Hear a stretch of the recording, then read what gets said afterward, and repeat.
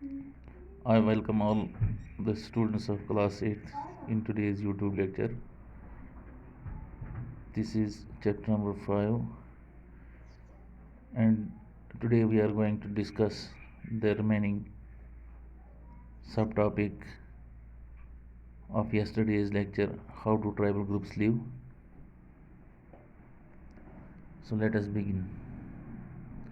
How do tribal groups live? Tribal groups जो थे वो किस तरह से ज़िंदगी बसर करते थे, इस बारे में मैंने आपको यस्टरडे के यूट्यूब लेक्चर में बताया था। जूम कल्टीवेटर्स के बारे में,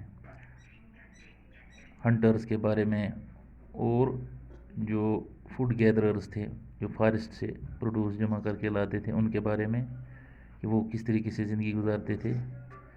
उसके बाद हमने डिस्कस किया था उन लोगों के बारे में जो एनिमल्स को रखते थे, जिनमें बकरवाल मैंने बताया था आपको, वैन गुजर्स बताया था मैंने आपको, और बहुत सारे ट्राइब्स के बारे में मैंने बताया था। गदीज ऑफ कुलू जो हैं उनके बारे में बताया था कि वो किस तरह से अपनी ज़िंदगी का गुजर बसर करते थे एनिमल्स को रख के। दे वर animal herders, they were herding animals in order to earn their livelihood. तो आज हम इन्हीं में से एक और ट्राइब के बारे में थोड़ा सा डिस्कस करना चाहते हैं, जिन्होंने सेटल्ड कल्टीवेशन की थी। जूम कल्टीवेशन के बारे में आप पहले ही जान चुके हैं कि जूम कल्टीवेशन जो है वो सीजनली की जाती थी।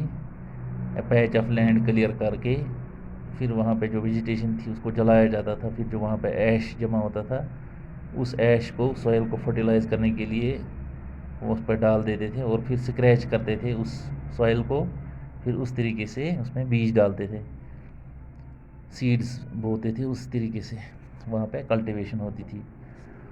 अब इन्हीं ट्राइब्स में एक ट्राइबल ग्रुप ऐसा था जो सेटल्ड कल्टीवेशन का मतलब हो गया वो एक ही जगह रहकर फसल उगाते थे।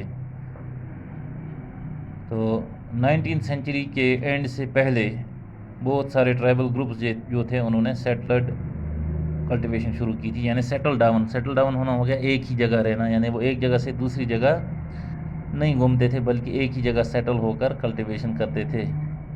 और उनके खेत जो थे वो ईयर आफ्टर ईयर वहाँ पे कल्टीवेशन करते थे, instead of moving from one place to another place, यानी एक जगह से दूसरी जगह जाने के बजाय वो ईयर आफ्टर ईयर वहाँ पे कल्टीवेशन करते थे। तो उन्होंने वहाँ पर हल जोतने का भी काम जो है वो शुरू किया।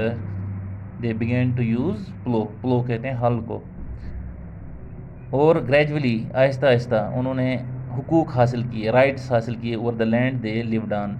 जिस लैंड पर वो रहते थे उस लैंड के उनको राइट्स भी मिले। और बहुत सारे केसेस में, जैसे मुंडाज थे छोटा नागपुर में, लैंड जो था उनके क्लान को मिलता था। लैंड जो है उनके क्लान का होता था। क्लान का मतलब हो गया जिसमें बहुत सारी रिश्तेदार फैमिली किसी एक ही झुंड में रहते हैं, अलग अलग रहते हैं लेकिन वो रिश्ते से आपस में एक दूसरे के रिश्तेदार होते हैं।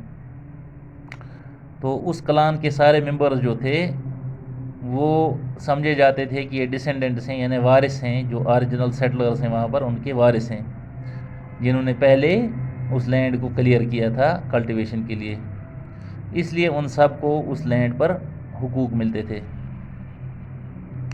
तो उनमें से कुछ लोग इस क्लान के चीफ बन जाते थे और दूसरे फॉलोअर्स बन जाते थे जो उनके हुक्म पर चलते थे। पावरफुल आदमी जो होते थे, ताकतवर आदमी जो थे, वो अपनी ज़मीन जो है वो किराए पर दे देते थे कमाने के लिए, इसके बजाय कि वो खुद इसमें ज़मींदारी करते, खेती बाड़ी करते, उसके बजाय वो किराए पर अपनी ज़मीन को दे देते थे जिस ज़मीन पर उनके हुकूक होते थे। तो ब्रिटिश ऑफिशल्स जो थे वो सेटल्ड ट्राइबल ग्रुप्स जैसे गोंडाज और संथल्स हैं उनको ज़्यादा सिविलाइज्ड समझते थे, यानी उनको ज़्यादा तहजीब याफ्ता समझते थे बजाय उन ग्रुपों के जो हंटर गैदरर्स थे, जो एक जगह से दूसरी जगह घूमते थे। और शिफ्टिंग कल्टीवेटर्स जो थे, जैसे जूम कल्टीवेटर्स मैंने आपको कहा, जो شفٹ کرتے تھے اپنی کلٹیویشن ایک جگہ سے دوسری جگہ سیزنلی، تو ان کے بجائے برٹش آفیشلز جو تھے وہ ان گروپس کو جنہوں نے سیٹلڈ کلٹیویشن شروع کی ان کو تہذیب یافتہ سمجھتے تھے، ان کے مقابلے میں جو لوگ جنگلوں میں رہتے تھے ان کے مقابلے میں جو وائلڈ تھے اور سیویج تھے ان کے مقابلے میں سویلائزڈ سمجھتے تھے ان کو جنہوں نے سیٹلڈ کلٹیویشن شروع کی تھی۔ تو اس کے بعد ہمیں جاننا ہے کہ کالونیل رول جو شروع ہوا یعنی برٹش کالونیل رول، اس نے کیا برا اثر ڈالا ٹرائبل لوگوں کی زندگیوں پر۔ تو ٹرائبل لوگوں کی زندگی جو ہے وہ برٹش رول میں بالکل چینج ہو گئی۔ انہی چینج کے بارے میں ہم جانتے ہیں۔ پہلے ہم دیکھیں گے کہ ٹرائبل چیفز جو تھے ان کو کیا، ان کی زندگی پر کیا اثر پڑا جب برٹش کالونیل رول شروع ہوا۔ تو برٹش کے ارائیول سے پہلے بہت سارے ایریاز جو تھے ٹرائبل چیفز جو تھے وہ امپارٹنٹ لوگ سمجھے جاتے تھے، یعنی کہ وہ عزت والے لوگ سمجھے جاتے تھے۔ تو ان کے پاس اکنامک پاور بھی ہوتی تھی، اقتصادی طاقت بھی ہوتی تھی، ان کے پاس مالی طاقت ہوتی تھی، اور ان کے پاس حقوق ہوتے تھے اس ایریا کو کنٹرول کرنے کا۔ جو ٹیریٹری جس پر وہ ان کا قبضہ ہوتا تھا اس ٹیریٹری میں وہ اس کے خود ہی ایڈمنسٹریٹرز ہوتے تھے، خود ہی اس کے حکمران ہوتے تھے۔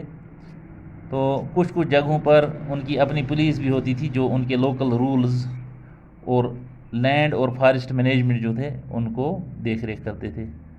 تو برٹش رول میں ان کے فنکشنز اور پاورز جو تھے ٹرائبل چیفز کے یہ کنسیڈریبلی چینج ہو گئے۔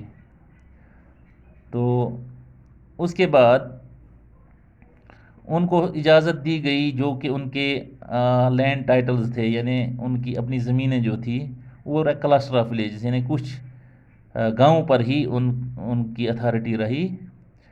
تو اور ان کے پاس یہ اتھارٹی رہی کہ وہ اپنے لینڈ کو جو ان کو ٹائٹل لینڈ تھی یعنی ان کے نام پر جو زمین درج تھی اس کو کرائے پر دے سکتے تھے۔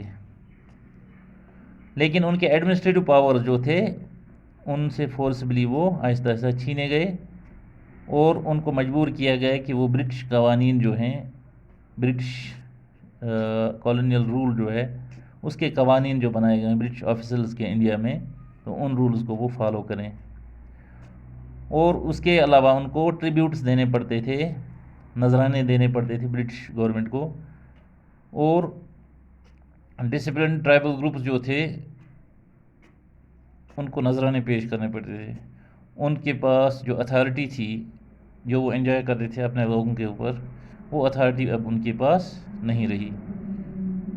تو یہ شفٹنگ کلٹیویٹرز جو تھے British people were not comfortable with them, یعنی کہ ان کو یہ شفٹنگ کلٹیویٹرز کا یہ طریقہ اچھا نہیں لگتا تھا کہ وہ ایک جگہ سے دوسری جگہ شفٹ کرتے تھے، کیونکہ اس وجہ سے برٹشرز جو ہیں ان کو ان پر کنٹرول کرنا جو ہے وہ پاسبل نہیں ہوتا تھا، ان پر ایڈمنسٹریشن چلانا جو ہے وہ پاسبل نہیں ہوتا تھا، کیونکہ وہ ایک جگہ سے دوسری جگہ شفٹ کرتے تھے۔ کیونکہ برٹش کالونیل پاور جو تھا ان کو تب ان سے ریونیوز مل سکتے تھے، تب ان سے فائدے مل سکتے تھے جب یہ ایک ہی جگہ سیٹل ڈاؤن ہو جاتے۔ یہاں فگر پوائنٹ 5 میں آپ دیکھ سکتے ہیں کہ ایک گاؤں ہے، اس میں نیشی ٹرائب ہے اروناچل پردیش میں، یہ لاگز کا ایک ہاؤس بنا رہے ہیں۔ کس طرح سے سارا گاؤں ان کو یہ ہاؤس بلڈ کرنے میں، تعمیر کرنے میں ان کی ہیلپ کر رہا ہے، کیونکہ میں نے آپ کو بتایا کہ یہ ٹرائبل پیپل جو ہوتے ہیں یہ آپس میں رشتہ دار ہوتے ہیں، یہ ایک ہی کلان سے یعنی ایک ہی خاندان سے تعلق رکھنے والے لوگ ہوتے ہیں۔ اس طریقے سے یہ ایک دوسرے کو ان کاموں میں مدد بھی کرتے تھے۔ تو شفٹنگ کلٹیویٹرز جو تھے ان کو برٹشرز نے کہا کہ آپ ایک ہی جگہ سیٹل ڈاؤن ہو جاؤ۔ سیٹل ڈاؤن ہونے کے لیے برٹشرز نے ان کو فورس کیا تاکہ اگر یہ ایک ہی جگہ سیٹل ڈاؤن ہو جائیں تو برٹشرز کو ان سے جو ریونیو کا سورس وغیرہ جو ہے وہ ریگولرلی مل جائے۔ تو برٹشرز نے ان کو مجبور کیا، ان کے نام کچھ زمین کے حقوق درج کر دیے، ان کے نام زمین رکھ دی تاکہ ان سے ریگولر ریونیو مل جائے برٹشرز کو۔ لیکن اس کے بعد یہ جو جوم کلٹیویٹرز تھے انہوں نے برٹشرز کے خلاف پروٹیسٹ شروع کیے، وائڈ اسپریڈ پروٹیسٹ شروع کر دیے، کیونکہ ان کو پرابلم ہو جاتی تھی ان کو عادت تھی جوم کلٹیویشن کی، اور وہ ان کے لیے فائدہ مند ہوتی جوم کلٹیویشن۔ ایک جگہ سیٹل ڈاؤن ہونے کے لیے انہوں نے برٹشرز کی مخالفت کی کہ ہم پھر سے جوم کلٹیویشن شروع کریں گے۔ تو فائنلی جب پروٹیسٹ ہوئے بہت ساری جگہوں پر، تو اس کے بعد برٹشرز مجبور ہو گئے، الٹیمیٹلی انہوں نے الاؤ کیا ان کو، ان کا حق جو تھا شفٹنگ کلٹیویشن کا وہ ان کو حق دینے کے لیے مجبور ہو گئے۔ تو کل کے ٹاپک میں انشاءاللہ ہم فارسٹ لاز اور ان کے امپیکٹ کے بارے میں جانکاری حاصل کریں گے۔ تو آج کے لیے اتنا ہی، آپ سے اجازت چاہتا ہوں، خدا حافظ۔